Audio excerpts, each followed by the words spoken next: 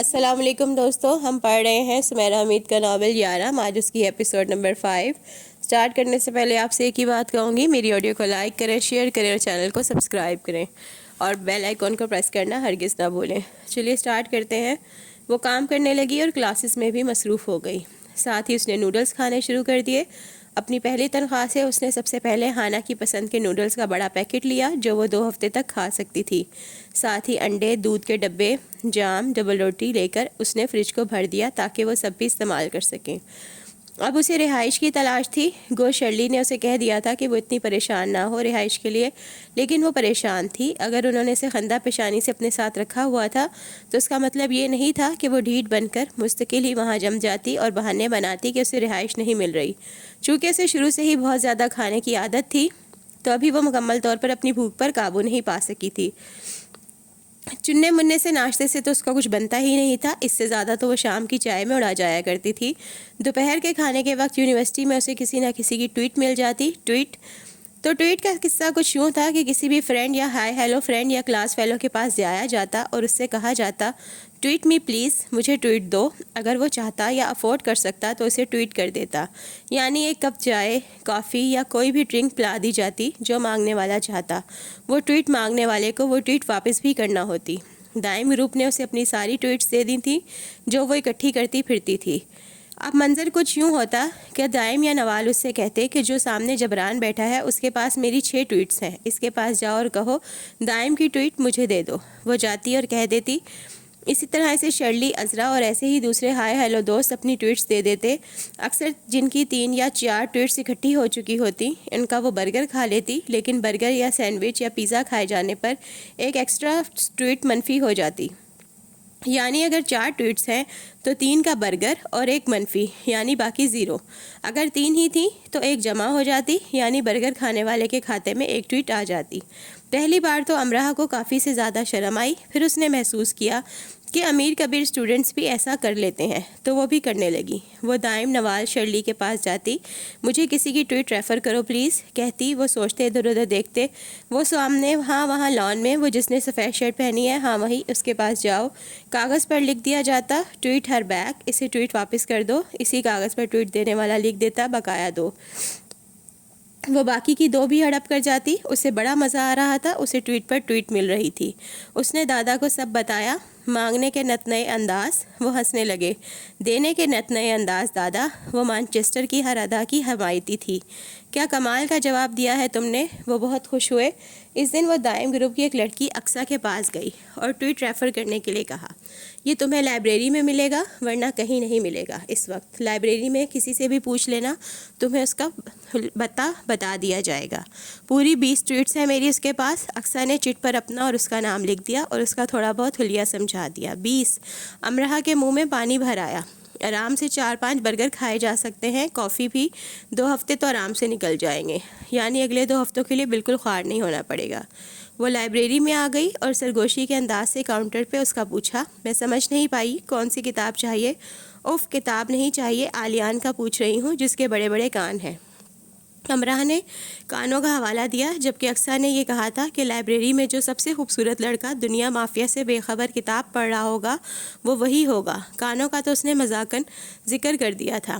ایک ہلکی سی مسکراہٹ لائبریرین کے چہرے پر نمودار ہو کر معدوم ہو گئی اور اس نے ہاتھ سے اشارہ کر کے بتایا کہ وہ کہاں بیٹھا ہے. وہ اس کے پاس آئی اور کاغذ جس پر اقصیٰ کی لکھائی میں ٹویٹ کا لکھا تھا اس کے آگے کیا. اس نے اپنی موٹی سی کتاب سے نظر اٹھا کر اس چٹ کو پڑھا. پھر جس ہاتھ نے اس چٹ کو تھام رکھا تھا اسے خفگی سے گھورا. اس کی پیشانی پر ایک پتلی سی لکیر بن کر غائب ہو گئی. سوری، اس وقت نہیں، اس نے آہستگی سے کہا. پھر کس وقت؟ بس آج نہیں، انفیکٹ اگلے ہفتے تک نہیں. برائے مہربانی اس سے پہلے مجھے تنگ نہ کیا جائے. پر مجھے تو ابھی اسی وقت بھوک لگی ہے. اس کی تیز آواز پر بھوری آنکھوں والا حیران رہ گیا. پیشانی پر خفگی سے اس بار 2 لکیریں بن کر ابھری اور وہیں برا جمان رہیں. مجھے میری ٹویٹ دو. امرہ نے دونوں ہاتھ سینے پر باندھ کر تھوڑی اور تیز آواز میں کہا. یہ وہی تھا نا جو اس دن ویلکم ویک کے دوران اس پر چلا رہا تھا. اب وہ اس پر چلا سکتی تھی. میں نہیں دے رہا، اس نے ذرا سختی سے کہا. تو میں کیا کروں، مجھے تو بھوک لگی ہے. اس نے اس طرف آتے ہوئے ایک اور کام کیا تھا. اس نے کاغذ پر خود ہی سینڈوچ لکھ دیا تھا. اس کی بھوری آنکھیں ایک لہجے کے لیے سیاہی مائل سی ہوئیں. پیشانی پر شکنوں کا جال سا بچھ گیا. 90s کے ہیروز کی طرح اس نے گردن کو ہلکا سا جھٹکا دے کر اسے گھورا اور پھر وہ ٹویٹس کے ہیرو کی طرح اور پھر وہ 20s کے ہیرو کی طرح سے مکمل نظر انداز کر کے اٹھ کھڑا ہوا۔ میں نے کہا نا اگلے ہفتے سے پہلے میرے پاس نہ آنا۔ وہ لائبریری بلڈنگ سے باہر نکلا۔ میں کچھ نہیں جانتی، وہ بھی اس کے ساتھ نکلی۔ وہ مڑا اور اس کے ہاتھ سے کاغذ کھینچا اور تیزی سے آگے چلنے لگا۔ وہ اس کے پیچھے لپکی کہ وہ کینٹین جا رہا ہے، لیکن وہ تو یہ کیا ہے اقصیٰ؟ اس نے 2 انگلیوں میں اٹکایا کاغذ اقصیٰ کی آگے کیا۔ کس بھوکی کو میرے پیچھے لگا دیا ہے؟ یہ کیا؟ امرہ نے انگلش نقوش کے حامل فرینچ غصے کے دلدادہ کو سہم کے دیکھا۔ اس نے کہہ بھی دیا، اور وہ بھی اتنے دھڑلے سے؟ امرہ نے آس پاس دیکھا۔ اف، جیسے سارے یونیورسٹی کے اسٹوڈنٹس انگوٹھے لہرا لہرا کے شرم کرو کہہ رہے تھے۔ پہلے تو امرہ نے آنکھیں میچ لیں، پھر اس نے غصے سے بھڑک کر اسے دیکھا۔ اقصیٰ نے پڑھا کاغذ پر سینڈوچ لکھا تھا۔ مجھے میری ٹویٹ دو آلیان۔ اقصیٰ نے اس کی عزت رکھ لی۔ اگلے ہفتے اس نے شان سے کندھے اچکائے، جیسے ایک بڑا نقصان کرنے کے بعد اطالوی اچکاتے ہیں، بے نیازی سے بھی اور خون خواری سے بھی۔ تم دونوں ہینڈل کر لو پلیز۔ اقصیٰ کی سمجھ میں نہیں آیا کہ ایک بھوکے اور دوسرے کنگلے کو کیسے ہینڈل کرے۔ وہ کہہ کر لان سے اٹھ کر چلی گئی۔ اگلے ہفتے سے 1 دن بھی پہلے میرے پاس نہ آنا، لمبے کانوں والوں نے آنکھیں پھیلا کر کہا، اور پھر سے لائبریری کی طرف جانے لگا۔ اگلے ہفتے تک تو میں مر جاؤں گی۔ وہ پھر اس کے ساتھ ساتھ چلنے لگی۔ ایک میری ہی ٹویٹ پر زندہ ہو گیا۔ وہ پھر سے فرینچ بن گیا، جو غصے کو دبانے کے لیے لفظ چباتے ہیں تو آنکھیں سرد مہری سے اندر کر لیتے ہیں اور سر کو یوں خم دیتے ہیں کہ دیکھنے والوں کو محبت کر دیتے ہیں۔ اختلاف اپنی جگہ، لیکن وہ اس کے اس طرح خم دے کر تن جھاڑنے پر اسے دیکھتی رہ گئی۔ غصہ کر بھی رہا تھا اور نہیں بھی۔ کیسی بات تھی، اس پر غصہ آنا چاہیے تھا اور نہیں آ رہا تھا۔ کیسا کمال تھا۔ آج تو اسی ٹویٹ پر رہنا ہے۔ سارے پیسے ختم ہو گئے اور نوڈلز بھی۔ صبح جلدی کی وجہ سے چائے بھی نہیں پی۔ اس بات پر وہ ذرا رکا، اپنے کراس بیگ کو اپنی گردن سے نکال کر اسے کھنگالنے لگا۔ تھوڑا وقت لگا، لیکن مطلوبہ چیز نکال چکا تھا۔ اس نے تو ایک چاکلیٹ نکالی جو آدھی کھائی ہوئی تھی۔ یہ لو، آدھی کھائی چاکلیٹ اس کی طرف بڑھائی۔ اس سے کیا ہوگا؟ چاکلیٹ دیکھ کر امرہ کو خوشی تو ضرور ہوئی، لیکن فی الحال اسے سینڈوچ ہی کھانا تھا۔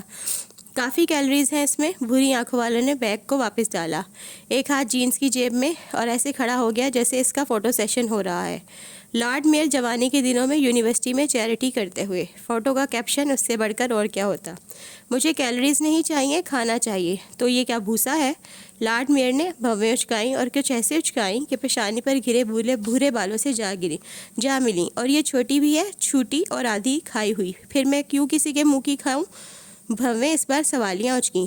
یعنی اتنی ایگو ہے تم میں؟ اچھا، سچ میں؟ دوسری طرف سے کھا لو، آخری کنارہ پھینک دینا۔ وہ منہ بنائے کھڑی رہی۔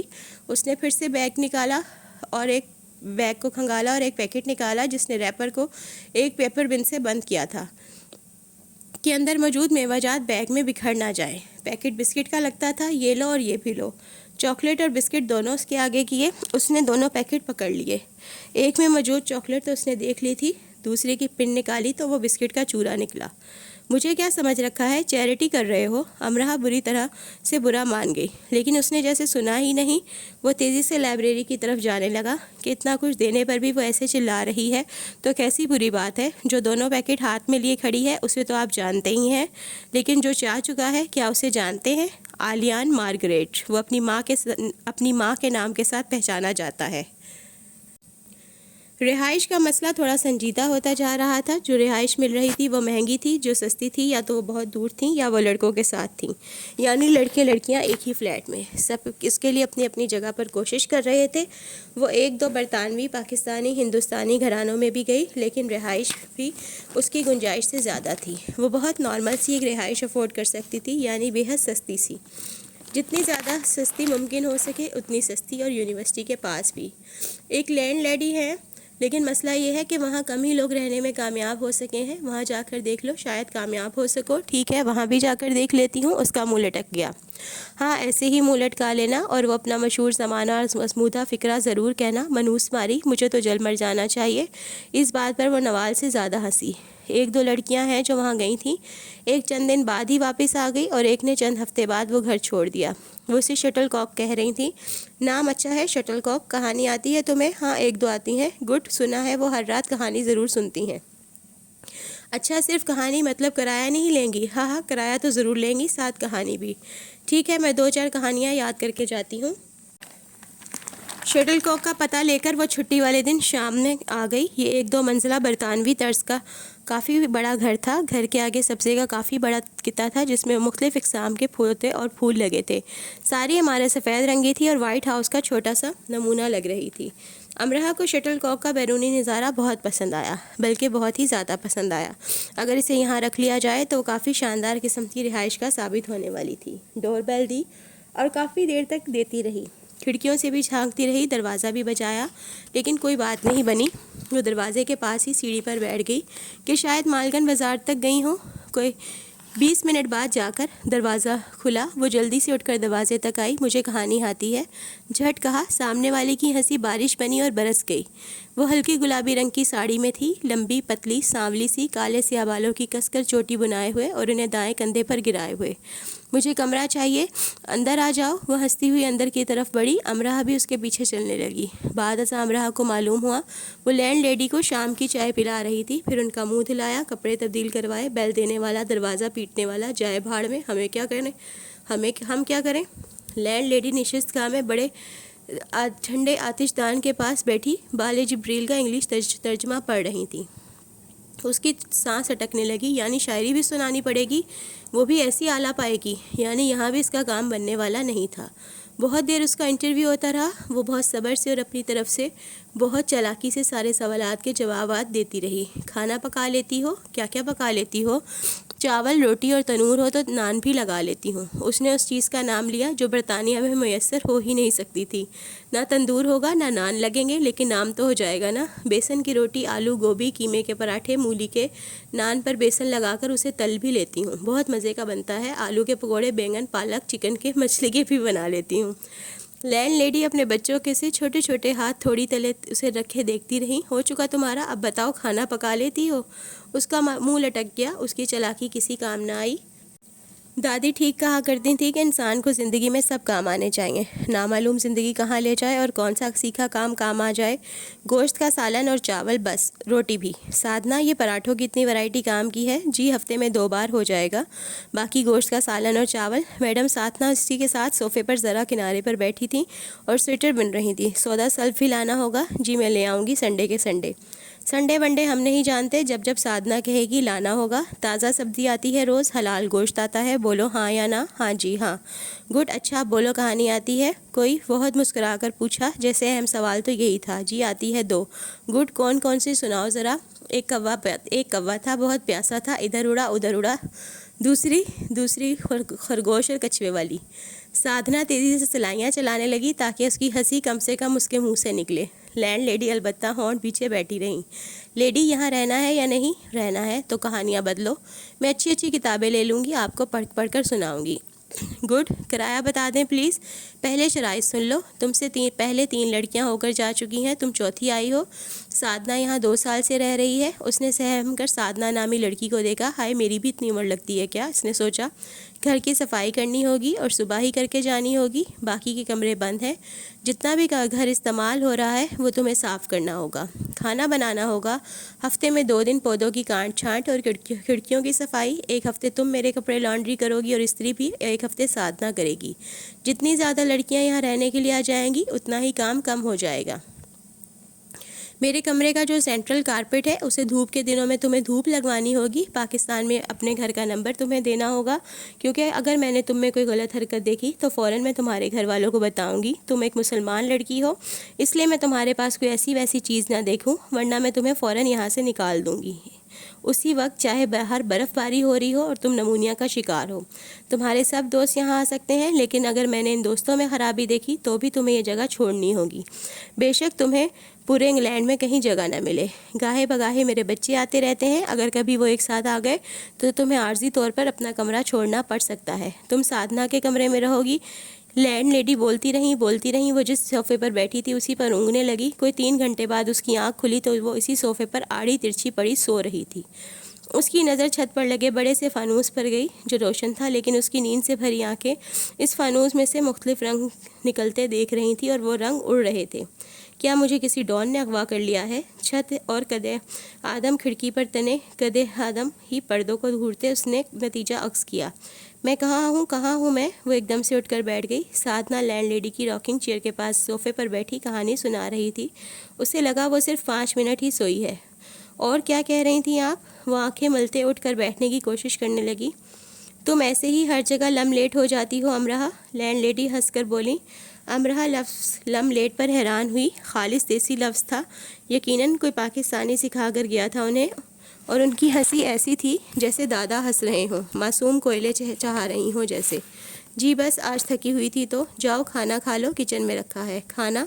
جیسے صدیوں بعد یہ لفظ سنا تھا۔ وہ جیسے جلدی سے کچن میں گئی، سارے ویجیٹیبل رائس اور چکن سوپ ہڑپ کر گئی، کافی بنائی اور مگ لے کر آ گئی۔ لینڈ لیڈی اسے دیکھتی رہ گئی۔ کافی کس سے پوچھ کر بنائی تم نے؟ او پھر غلطی کر دی اس نے۔ وہ خاموش کھڑی دونوں خواتین کو دیکھتی رہی اور منہ لٹکا لیا۔ شکل پر بیزارگی لے آئی۔ بیٹھ کر پی لو۔ لینڈ لیڈی نے مسکراہٹ چھپا کر سادھنا کی طرف دیکھا کہ آ گئی شٹل کاک کی رونق۔ وہ بیٹھ کر پینے لگی۔ برا نہ ماننا پر تم ایشیا والے بہت تنگ کرتے ہو۔ ایک لمبا وقت تو تمہیں بنیادی اخلاقیات سکھانے میں لگ جاتا ہے، اور تم لوگ کھاتے بھی بہت ہو۔ مجھے کوئی اعتراض نہیں، پر تھوڑا اپنی عادات پر قابو پاؤ، انہیں درست کرو۔ امرہ بڑی دکھی سی ہو گئی کہ دیکھو ہر جگہ پہلے لیکچر سننے کو ملتا ہے، وہ بھی اس کی خامیوں سے لبالب ہوا۔ تم جا کر سو جاؤ سادھنا، اور تم امرہ مجھے میرے کمرے میں لے جاؤ۔ وہ انہیں کمرے تک لے گئی۔ دائیں ٹانگ سے معذور تھیں، گھٹنے سے مصنوعی ٹانگ لگاتی تھیں۔ دایاں ہاتھ بھی مشکل سے حرکت کرتا تھا، لیکن ٹانگ کی طرح مفلوج نہیں تھا۔ وہ ایک خوبصورت خاتون تھیں، ان کی آنکھیں نیلی تھیں اور نقش و نگار ایسے تھے کہ یہ اندازہ لگانے میں وقت نہیں لگتا تھا کہ جب وہ جوان ہوں گی تو کس قدر خوبصورت ہوں گی۔ ان کی پوری شخصیت اجالوں کا ماخذ لگتی اور انہیں دیکھنے سے دل کو اطمینان سا ہوتا تھا۔ امرہ نے انہیں ان کے بیڈ پر لٹایا۔ میرے بال بھی اتار دو۔ بال؟ امرہ سمجھی اس نے ٹھیک سے سنا ہی نہیں۔ ہاں، انہوں نے اطمینان سے ہاں کہا۔ وہ قریب ہوئی اور بالوں پر ہاتھ رکھا اور وگ اس کے ہاتھ میں آ گئی اور اندر سے بمشکل 1/2 انچ لمبے بال نکلے۔ پھر وہ ٹھیک سوئچ بورڈ کی طرف آئی۔ اگر اس نے ٹھیک سے گنے تھے تو وہاں کم سے کم 25 سے زیادہ بٹن تھے۔ نائٹ بلب کا شیڈ پسند کرنے میں انہوں نے کافی وقت لیا۔ تم ساتھ والے کمرے میں سو جاؤ، صبح اپنا سامان لے آنا، اور ہاں میں تمہیں اپنے گھر میں خوش آمدید کہتی ہوں۔ مجھے اجنبی لوگ اس وقت زیادہ اچھے لگتے ہیں جب وہ فوراً سے پہلے اپنے ہو جاتے ہیں۔ خوشی سے امرہ کی چیخ نکل گئی۔ وہاں سے ان کا اپنا بننے پر کوئی اعتراض نہیں تھا، اس لیے بھی کہ 3 وقت کے کھانے کے ساتھ اسے یہ جگہ بہت سستی پڑ رہی تھی، اور اس لیے بھی کہ یہ جگہ ایک گھر کا احساس دلا رہی تھی۔ کمرے میں جانے سے پہلے وہ کچن میں گئی، 1 کپ کافی اور بنائی اور 1 کپ کافی کی قیمت کچن کاؤنٹر پر رکھ دی اور کمرے میں آ کر سو گئی۔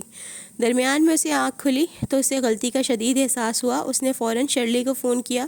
میں پولیس کو کال کرنے جا رہی تھی، تم نے ہمیں پریشان کر دیا۔ وہ بھی اتنی ذمہ دار نہیں ہوئی تھی۔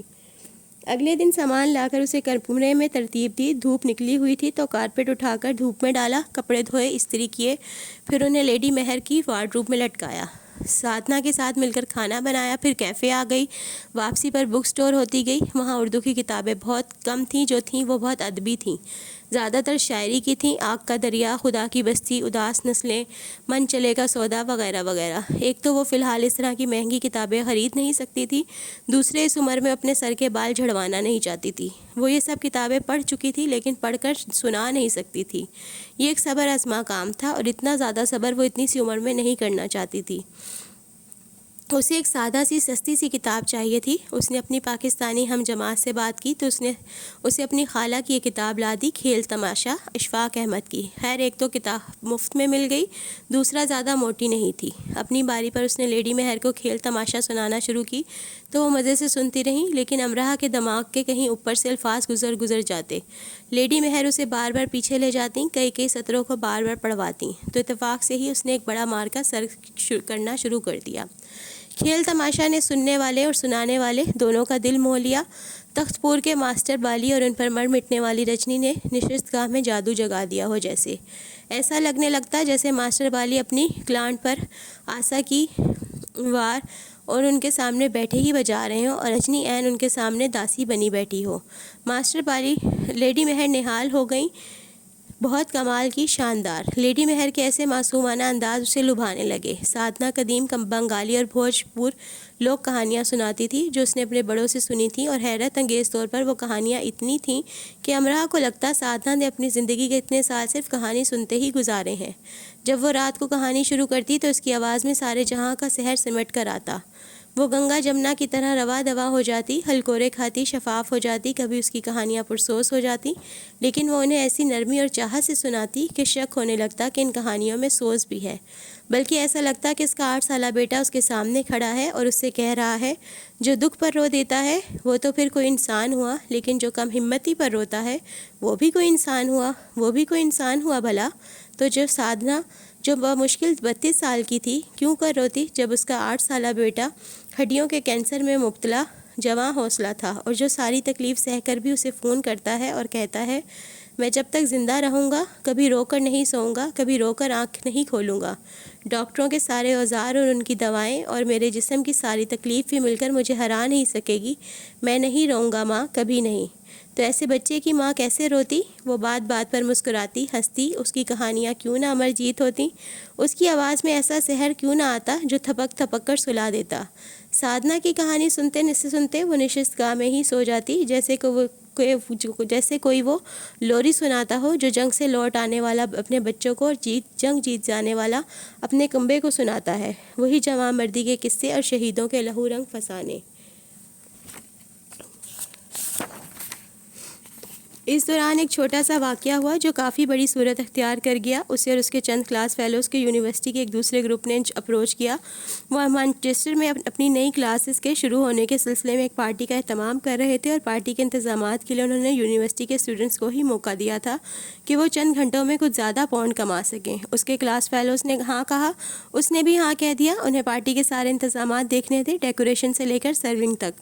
پارٹی ان میں سے کسی ایک اسٹوڈنٹ کے گھر کے لان میں تھی۔ سر شام ان سب نے پارٹی کے لیے ابتدائی تیاریاں مکمل کیں، باقی ان کا کام میزوں پر کھانے کی اشیاء رکھنا تھا جو ذرا ہٹ کر لگی تھیں۔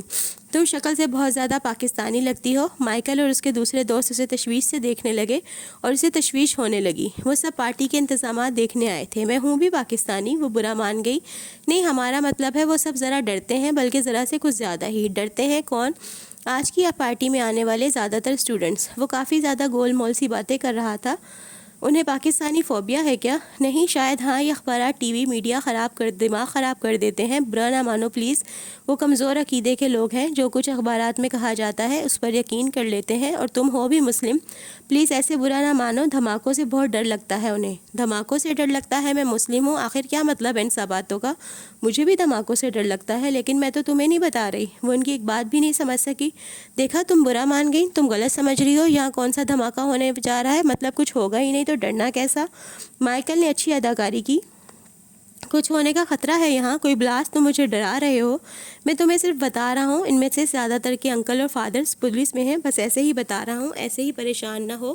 امراء کا سر چکرانے لگا۔ کیا کہہ رہے ہو؟ کیا سمجھانا چاہ رہے ہو؟ ایسے ہی تم سے باتیں شیئر کر رہے ہیں، ایسے باتیں شیئر کرتے ہیں تم سب، مجھے شک سے گھور رہے ہو۔ تمہیں لگتا ہے میں یہاں دھماکہ کروں گی؟ کیا مذاق ہے یہ، بلکہ کیا بکواس ہے یہ۔ اسے غصہ آ گیا۔ ایسی تو کوئی بات کی نہیں ہم نے۔ تم کیا سوچ رہی ہو؟ ہاں، سیدھے سیدھے بات نہیں کی، پر جو کی ہیں ان کے مطلب خوفناک ہیں۔ ڈرنے کی کوئی ضرورت نہیں، تمہارا تو ابھی سے رنگ اڑ گیا۔ ابھی سے مطلب؟ اس کا رنگ واقعی میں اڑ گیا۔ وہ گڑبڑا گئے۔ مطلب ہم تو صرف باتیں کر رہے ہیں، ایسی خطرناک باتیں ہی تم کرتے ہو سب۔ مجھے تمہاری باتیں پسند نہیں آئیں، میں چلی جاؤں یا کام کروں؟ پیسے پورے لوں گی میں۔ نہیں نہیں، تم کام کرو، جانا نہیں۔ وہ مسکرانے لگے۔ وہ اپنے کام میں لگ گئی اور اندر ہی اندر سہم بھی گئی، یعنی اگر ذرا سی بھی کوئی گڑبڑ ہو گئی تو یہ لوگ صاف صاف اس پر الزام لگا دیں گے، پولیس۔ اور پھر لان میں ایک طرف ذرا اونچائی پر ڈی جے کا انتظام کیا گیا تھا، جیسے کلب میں ہوتا ہے۔ اندھیرا گہرا ہوا تو ٹوئسٹ لائٹس نے اور ٹوئسٹ بڑھا دیا۔ انہوں نے ڈی جے ساؤنڈ چیک کیا جو خطرناک حد تک تیز تھا۔ نیلی، پیلی، ہری، لال ٹوئسٹ لائٹس حرکت کرنے لگیں، سب آنے لگے۔ انہوں نے میزوں پر پہلے سے ہی سافٹ ڈرنکس رکھ دی تھیں۔ 2 گھنٹے بعد انہیں کھانے کی چیزیں رکھنی تھیں۔ 1 گھنٹہ گزر گیا، دوسرا بھی گزر گیا، سب نے مل کر میزوں پر کھانے کی اشیاء رکھ دیں۔ ڈی جے نسبتاً ہلکی آواز میں میوزک کے ساتھ تجربات کرتا رہا جو امراء کو کافی پسند آ رہے تھے۔ وہ گلاسوں کی ٹرے رکھنے جا رہی تھی کہ مائیکل نے اسے آواز دی۔ وہ اس کے قریب جا رہی تھی کہ ایک زوردار دہشتناک دھماکہ ہوا، اتنا زوردار کہ کانوں کے پردے پھٹنے کے قریب ہو گئے۔ امراء بری طرح سے ڈر کر لڑک گری، خون کے چھینٹے اڑے اور خون کی بدبو پھیل گئی، ساتھ ہی شیشے کے ٹوٹنے اور انسانی چیخوں کی آوازیں۔ میز اور کرسیاں ایسے اڑ کر گریں جیسے ان کے نیچے پنکھے لگے ہوں، سب زمین پر گر گئے۔ پھر پورے 15 سیکنڈ تک سناٹا رہا۔ امرہ زندگی میں کبھی اتنی خوفزدہ نہیں ہوئی تھی جتنی اس دھماکے سے ہو گئی۔ وہ مشکل اٹھی اور آس پاس نظر دوڑانے کی کوشش کی۔ دوسرے لوگ بھی کچھ اٹھ چکے تھے، کچھ اٹھ رہے تھے، ان کے چہرے اور ہاتھ زخمی تھے، خون رس رہا تھا۔ یہ خوفناک منظر تھا، اس لیے نہیں کہ وہ دھماکہ ہوا تھا، بلکہ اس لیے کہ وہ سب اسے گھور رہے تھے۔ اس نے جینس پر لمبی قمیض پہن رکھی تھی اور مائیکل نے ہی کہا تھا سر ڈھانپ کر کام کرنا ہے، تو اس نے اسکارف کو سر پر اچھی طرح سے اوڑھ لیا تھا۔ امرہ کو پہلے صرف اپنا وہم لگا کہ وہ سب ٹکٹکی باندھے اسے دیکھ رہے ہیں، پھر اس نے ذرا گردن گھمائی تو وہم لگنے والا خیال 100% خوف میں بدل گیا۔ وہ سب اپنی اپنی جگہ پر جمے اسے دیکھ رہے تھے، گھور رہے تھے۔ ان میں سے ایک نے کپکپاتے ہونٹوں کے ساتھ انگلی اٹھا کر اس کی طرف اشارہ کیا۔ تم نے کیا ہے نا یہ، اس اتنی سی بات سے جیسے کسی نے اس کے سر پر دھماکہ کر دیا ہو۔ لمحے کے 1000ویں حصے میں اس کے ذہن میں یہ 9/11، لندن ٹرین دھماکے، اخبارات، ٹی وی چینل، سبھی خبریں، ڈاکومنٹریز گڈمٹ ہو کر چکرانے لگیں۔ دہشت گرد، یو ڈڈ دس، دہشت گرد، یو اس کا سر چکرانے لگا، دہشت اس کے چہرے پر نظر آنے لگی۔ مجھے نہیں معلوم، وہ اٹک کر ہونٹ ہلانے لگی، اس کی آواز ہونٹوں سے ہی نہیں نکل رہی تھی۔ لگا وہ ساری زندگی بول نہیں سکے گی، اور ٹھیک اسی دوران ایک اور دھماکہ ہوا، ویسا ہی زوردار، اور سب نے اپنے کانوں میں انگلیاں ٹھونس لیں۔ پھر سے وہاں بہت ساری چیزیں گریں، شیشے کے چھوٹے ٹکڑے کی ایک بوچھاڑ آندھی کی طرح آئی، خون کے چھینٹے اڑے۔ اس طرف کافی اندھیرا تھا، لیکن ان کی چیخیں اور کراہیں سنی جا سکتی تھیں۔ اس بار امرہ گری نہیں، کھڑی رہی، اور کافی دہشتناک انداز لیے کھڑی رہی۔ ایک دم سے فضا میں پولیس سائرن اور فائر بریگیڈ سائرن کی آوازیں گونجیں، اور پیچھے کہیں سے زوردار آگ کے بھڑکنے کی اٹھنے کی علامات نظر آ رہی تھیں، اور آگ کی لپٹیں خونخوار آوازیں نکال رہی تھیں۔ اس نے ایک بام اپنے ساتھ بھی باندھ رکھا ہے، کسی نے ایک چلا کر اس کی طرف انگلی اٹھا کر کہا۔ سب سہم کر دور ہونے لگے۔ یا اللہ! امرہ کرا اٹھی، اس آخری بات پر اسے حد درجہ اذیت پہنچی۔ اسے یقین نہیں آ رہا تھا یہ سب ایسے ہی ہو رہا ہے جیسے اسے نظر آ رہا ہے۔ پولیس سائرن کی آواز قریب آتی جا رہی تھی۔ اس کی قسمت خراب تھی کہ مانچسٹر میں ایک اسٹوڈنٹ پارٹی میں دھماکے ہو گئے اور اس جگہ امرہ موجود تھی۔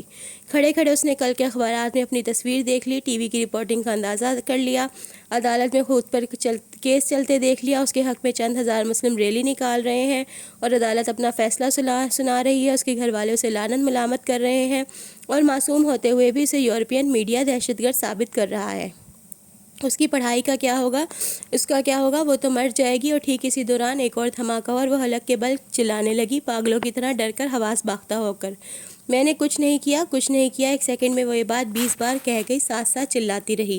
4-5 اسٹوڈنٹس کا گروپ ادھر ادھر پھیلا اسے دیکھتا رہا۔ ساری پارٹی کا حشر ہو گیا تھا، وہ پاگل ہو جانے کے قریب تھی۔ سن رہے ہو تم؟ میں نے کچھ نہیں کیا، وہ پوری قوت سے چلائی، اپنی ساری ہمت جمع کر کے، پورا زور لگا کر، اور وہ سب ویسے ہی کھڑے رہے جیسے کوئی تھیٹر شو دیکھ رہے ہوں۔ تو اور کس نے کیا؟ کوئی ایک بولا۔ امرہ نے بے یقینی سے بولنے والے کی طرف دیکھا اور غصے سے دیوانی ہونے لگی۔ مجھے کیا پتا کس نے کیا؟ کیوں تب تم سب ہی کرتے ہو نا یہ؟ پہلے وہی والا بولا جس کی ناک اور پیشانی سے خون بہہ کر گردن تک آ چکا تھا۔ اس بات نے امرہ کی اذیت میں بے پناہ اضافہ کر دیا۔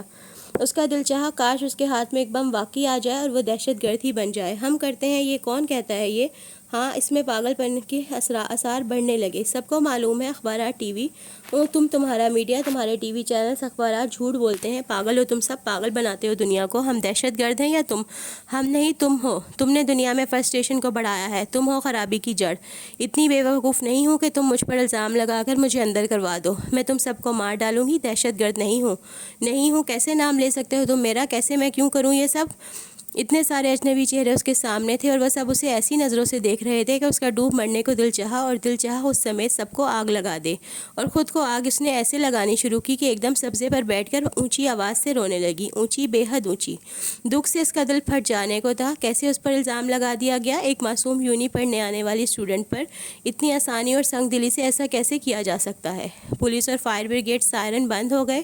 پارٹی میں اب صرف اس کے رونے کی آواز آ رہی تھی۔ وہ جہاں کھڑے تھے وہیں کھڑے رہ گئے۔ اب وہ ایسے کھڑے تھے جیسے تھیٹر تو ختم ہوا، لو اب ہارر مووی شروع ہو گئی۔ منظر اپنی مثال میں بے مثال ہو گیا، اور اس کے رونے نے ان سب پر رکت سی طاری کر دی۔ اس کے رونے میں سسکیاں شامل ہو گئیں اور پھر ہچکیاں۔ اس کے ماضی کے سبھی دکھ اس کے سامنے آ کر کھڑے ہو گئے اور اسے بتانے لگے کہ اتنی جلدی اسے سکھ ملنے والا نہیں ہے، نہ راس آنے والا ہے۔ کسی میں جرت نہیں ہوئی کہ کچھ بول سکے یا اس کے پاس جا سکے۔ یہ سب تمہارے ساتھ عملی مذاق کر رہے تھے، یعنی پرانک۔ آواز کچھ جانی پہچانی تھی۔ اس نے گردن اٹھا کر آواز کی سمت دیکھا۔ اس سے ذرا سے دور اندھیرے میں ایک کرسی پر آلیان بیٹھا کاکٹیل سے لطف اندوز ہو رہا تھا۔ اس نے یہ بات اتنے سکون سے کی جیسے وہ خاموشی سے بیٹھا اوپیرا دیکھتا رہا ہو، اور ایسے خوفناک رونے نے اس کا مزہ خراب کر دیا ہو۔ اب وہ شکایتاً یہ کہتا ہو کہ برائے مہربانی یا ٹکٹ کے پیسے واپس کیے جائیں یا بےہودہ کھیل ختم کیا جائے۔ عملی مذاق اسے سمجھنے میں وقت لگا، پھر جب وہ سمجھ گئی تو غضبناک غصے سے لرزتی اٹھ کر کھڑی ہو گئی۔ اسے یقین نہیں آ رہا تھا کہ اس حد تک جا کر بھی کوئی عملی مذاق کیا جا سکتا ہے۔ اس نے کبھی یہ سب دیکھا نہ تھا نہ سنا تھا، بلکہ اس کے گمان تک میں بھی نہیں تھا کہ ایسا مذاق ہو سکتا ہے۔ سب کچھ اتنا مکمل اور جامع تھا کہ اس نے اس بارے میں سوچا ہی نہیں تھا اور نہ وقت ملا کہ وہ غور کرتی۔ یہ سب سینئرز ہیں اور جونیئرز کے ساتھ شٹ اپ۔ اس نے دھاڑ کر انگلی اٹھا کر آلیان سے کہا، پھر وہی انگلی لہرا کر اس نے وہی شٹ اپ پوری قوت سے چلا کر ان سب سے کہا، بکواس بند رکھو تم سب اپنی۔ اس نے کہا جبکہ وہ تو بکواس کر ہی نہیں رہے تھے، بیچارے خاموش کھڑے اس کو روتا سن رہے تھے، اور کئی ایک تو خود بھی رو دینے کو تھے کہ ان سے کیا ہو گیا۔ تم لوگ انگریز گورے دنیا پر حکمرانی کرنے والے، جو جی میں آئے کرنے والے، ہمیں کیا سمجھ رکھا ہے؟ جب جی میں آیا مذاق بنا لیا ہمارا، جب جی میں آیا غلام بنا لیا، بولو کیا سمجھ رکھا ہے ہمیں؟ تیش کی شدت سے امرا کو سمجھ نہیں آئی کہ ان پر پھٹکار کا آغاز کہاں سے کرے اور کن لفظوں کا استعمال کرے کہ سب ڈوب ہی مریں۔ پہلے ہمارے ملک میں آئے، ہم پہ راج کیا، ہماری دولت لوٹ کر لے گئے، کوہ نور اٹھا کر یہاں لے آئے چور، اور ہماری تذلیل کرتے ہو اور اب ہمیں دہشت گرد بنا رہے ہو، ہم سے حسد کرتے ہو کہ ہم زندگی میں آگے ہی نہ نکل جائیں، تم سب سے آگے نہ نکل جائیں۔ گالی اور گنتی کے لیے ہر انسان اپنی مادری زبان استعمال کرتا ہے کہ مزداق وہ روانی سے چیخ چلا کر اردو میں ان پر برس رہی تھی۔ آلیان ساتھ ساتھ انگریزی میں ترجمہ کرتا جا رہا تھا، تم انگریز گورے ہمارے ملک میں آئے، ہم نے تمہاری میزبانی کی، تمہیں بادشاہ بنایا، جاتے ہوئے تمہیں کوہ نور تحفے میں دیا۔ آلیان اپنی مرضی کا ترجمہ کر رہا تھا، یعنی اسے اور بھڑکا رہا تھا۔ امرا کے پاس آلیان سے نبٹنے کا وقت نہیں تھا۔ تم لوگ خود کو سمجھتے کیا ہو؟ کیا سمجھتے ہو خود کو؟ ہاں، بہت بڑی توپ قوم ہو، نیک شریف پڑھے لکھے، اور ہم جاہل گوار دہشت گرد مسلمان دہشت گرد نہیں ہیں۔ تم اور تمہاری گندی سیاست نے مل کر ہمیں دہشت گرد بنایا ہے۔ امرا کا غصہ ساتویں آسمان کو چھو رہا تھا۔ اس کے اس جلالی عالم میں کسی کی اتنی ہمت نہیں ہو رہی تھی کہ کچھ بول سکے یا اس کے قریب آ سکے۔ آلیان خاموش ہو گیا، اس نے کوئی ترجمہ نہیں کیا۔ ٹرانسلیشن پلیز، کسی کونے سے آواز آئی۔ مذاق کرنے کے لیے تمہیں یہی مذاق ملا تھا؟ خود تم نے گوانتا موبے میں کیا کیا؟ وہ امریکی تھے، آلیان بولا۔ وہ سنجیدہ ہو چکا تھا اب۔ وہ ظالم تھے، اور ظالم کو کسی قوم سے نہیں ہوتا، یہ سب بھی ظالم ہے۔ اس نے ہاتھ لہرا کر کہا۔ آنسوؤں کا ایک نیا دریا اس کی آنکھوں سے بہنے کی تیاری کرنے لگا، اور اس کا یہ دکھ خدا جانے اب کب جائے گا کہ اس کے ساتھ یہ سب ہوا۔ ٹرانسلیشن پلیز، آواز پھر آئی۔ امرا نے ایک قہر آلودہ نظر سب پر ڈالی اور اس بار انگلش میں بولی، اتنا گھٹیا مذاق، اس مذاق سے اگر میرا ہارٹ فیل ہو جاتا، اگر میں مر جاتی۔ تم لوگ اتنے ظالم ہو کہ مذاق میں بھی ایسا ظالمانہ سوچا؟ تف ہے تم پر، کتنے چھوٹے ہو تم سب، اتنی بڑی یونیورسٹی میں پڑھتے اور سب سیکھتے ہو، گندے ہو تم، جاہل، تم نے میری بے عزتی کی ہے، مر جاؤ سب کے سب تم۔ اتنے پونڈز تم نے دھماکوں پر لگا دیے، اگر وہی پونڈز تم، اب وہ انہیں ٹھیک ٹھیک ایسے شرمندہ کرنے لگی کہ رات ہی رات میں وہ سب اجتماعی خودکشی کر لیں۔ کچھ زیادہ پونڈز نہیں لگے، وہ تو ایسے ہوئے ہیں۔ ڈی جے نے ایک بٹن دبایا، ایک اور دھماکہ ہوا، یعنی وہ ساؤنڈ چھوڑ رہا تھا۔ اللہ انہیں نظر بد سے بچائے، کس قدر ٹیلنٹڈ تھے وہ سب۔ امرا نے شدید غصے میں اپنے قریب ہی گرا ہوا ایک گلاس اٹھا کر اوپر ڈی جے کی طرف اچھالا۔ انگلیاں ٹوٹ جائیں تمہاری، بہرے ہو جاؤ تم، پرسکون ہو جاؤ، کافی ہو گیا اب، چلو بس کرو، آلیان نے نرمی سے کہا۔ امرا کو اور غصہ آیا، اسے ان سب کی اجتماعی خودکشی ہی چاہیے، بس۔ بکواس بند رکھو اپنی۔ اس کی آواز ڈی جے کے کیے دھماکے سے زیادہ دھماکہ انگیز تھی۔ اس نے ایک نظر پھر سب پر ڈالی، بے عزتی کے احساس سے سارا وجود جھلسنے لگا۔ یعنی انہیں اندازہ ہی نہیں ہے وہ سب اس کے ساتھ کیا کر بیٹھے۔ پرانک کے نام پر وہ اسے آسمان سے نیچے زمین پر پٹک چکے ہیں۔ سب کسی کے ساتھ کیوں ہوا؟ پاکستان میں کوئی کسر رہ گئی تھی جب یہ پوری کر رہے تھے؟ جو اس کے اپنے نہیں کر سکتے تھے اب وہ غیر کر رہے تھے۔ دنیا میں اس کے لیے کہیں کوئی سکون ہے یا نہیں؟ دنیا میں سبھی اسے دکھ دینے کے لیے پیدا کیے گئے ہیں کیا؟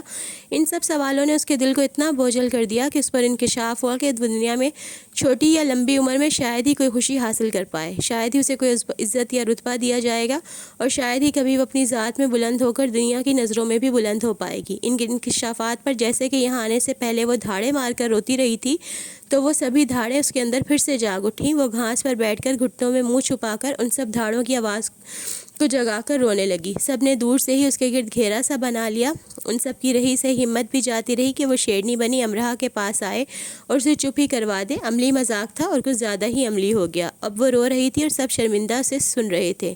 وہ ایک دوسرے کو دیکھنے لگے کہ اس مشرقی لڑکی سے اب کیسے معذرت کریں۔ عالیان اٹھا اور چل کر اس کے قریب آ کر بیٹھ گیا۔ مذاق کچھ زیادہ ہی ہو گیا ہے، ان کی غلطی ہے، انہیں معاف کر دو، اس نے دوستانہ انداز میں کہا۔ وہ بدستور ہچکیاں لیتی رہی۔ پلیز انہیں معاف کر دو پلیز۔ عالیان ڈر تو رہا تھا اندر ہی اندر کہ کہیں وہ اس کی گردن ہی نہ دبوچ لے، پھر بھی وہ کہے بنا نہ رہ سکا۔ اس کا رونا ایسا تھا کہ اسے اپنے ایک پیارے کی سسکیاں یاد آنے لگیں۔ ایسے نہ رو پلیز، ہم سب کو تکلیف ہو رہی ہے۔ اس نے ہم کہا، مجھے نہیں، کیونکہ وہ کہہ نہیں سکا۔ اور امرہا نے سالوں تڑپ تڑپ کر چھپ چھپ کر روتی رہی آنکھوں کو اٹھا کر عالیان کو دیکھا اور عالیان وہیں کا وہیں رہ گیا۔ یہ کیا ہوا؟ شجدر وقت نے خاموشی چاک کی اور سنہری قلم نے بلوری دوات میں ڈبو کر حروف اول محبت کی میم پر نوک رکھ دی۔ ہاں، یہیں سے داستان یارم لکھنے کی ابتدا میں نے کر دی۔ عالیان نے اپنی زندگی میں دو آنکھوں میں اتنی تڑپ، تکلیف، دکھ اور غصہ سمٹا بکھرا ہوا نہیں دیکھا تھا۔ اس نے سیاہ مشرقی آنکھیں دیکھی تھیں، ان مشرقی آنکھوں میں طیش و شکوے کے ایسے بادل نہیں دیکھے تھے۔ وہ اسی شکایت سے دیکھ رہی تھی کہ اردو بولنے والا، نام سے مسلمان لگنے والا، وہ بھی ان کے ساتھ شامل تھا۔ عالیان کی گویائی کو پر لگے اور وہ امرہا کی آنکھوں کے سہاروں میں جا اڑے۔ اس کی بھوری آنکھوں نے اس سے بھرپور شکایت کی۔ اسے انہیں ان دو سی آنکھوں کے اتنے قریب نہیں لے جانا چاہیے تھا۔ اب اگر ایسا وہ کر چکا ہے تو اس کا انجام اسے بھگتنا ہی ہوگا اکیلے۔ عشق جو سراسر جو اسرار اعظم ہے، اس نے اپنے جادوئے دریچے سے سعادت مندی سے عالیان کے لیے کھول دیے اور اپنی دھرتی پر اس کی آمد کی چاپ کو احترام سے سلام پیش کیا۔ پھر پہلے راز کی رونمائی کے لیے اس کا ہاتھ تھام لیا اور اس کی سماعتوں کو اپنی گویائی کے قریب کیا۔ عالیان کو یہ یاد کرنے میں وقت لگا کہ وہ کہاں بیٹھا ہے۔ اسے دشواری کا سامنا رہا اپنی آنکھوں کو آنسوؤں کے پانیوں میں غرقاب ان آنکھوں سے ہٹانے میں۔ اتنے لوگوں میں وہ ایک اس کے ساتھ اکیلا رہ گیا اور اسے ایسی تنہائی پر ناز ہوا۔ کچھ دیر گزری، وہ اٹھ کر کھڑا سا ہوا اور 2 قدم پیچھے کو چلا، لیکن پھر سے جیسے کہ یہ کرنا اب ممکن نہیں، وہ واپس اس کے سامنے بیٹھ گیا۔ اس نے خود کو اس کی گرفت میں گرفتار پایا، جس کے بعد خود پر سے سارے اختیار اٹھ جاتے ہیں، کیونکہ وہ اختیارات تو کسی اور کے قبضے میں دے دیے جاتے ہیں۔ گویائی کے دن سے لگی اس کی سماعتوں نے اس کے دل پر نقش اتارنے شروع کر دیے۔ پہلا نقش امرہا ہے اور پھر دوسرے نقش کی ضرورت ہی نہیں رہی۔ ماسٹر بالی کلارنٹ پر بسنت بہار بجا رہے ہیں اور رجنی تخت پور کی گلیوں میں دیوانہ وار بھاگتی بسنت بہار کی اور کھچی چلی آ رہی ہے۔ تو دوستو، یہ تھی آج کی ایپیسوڈ۔ امید کرتی ہوں آپ کو پسند آئی ہوگی۔ اگر آپ کو میری آڈیو اچھی لگی ہے تو اسے لائک کریں، شیئر کریں اور میرے چینل کو سبسکرائب کریں۔ آپ کا ایک سبسکرائب کسی کی زندگی بدل کر سکتا ہے، یقیناً۔ پلیز ایک سبسکرائب ضرور کر دیا کریں۔ اللہ حافظ، کل پھر ملیں گے، دعاؤں میں یاد رکھیے گا۔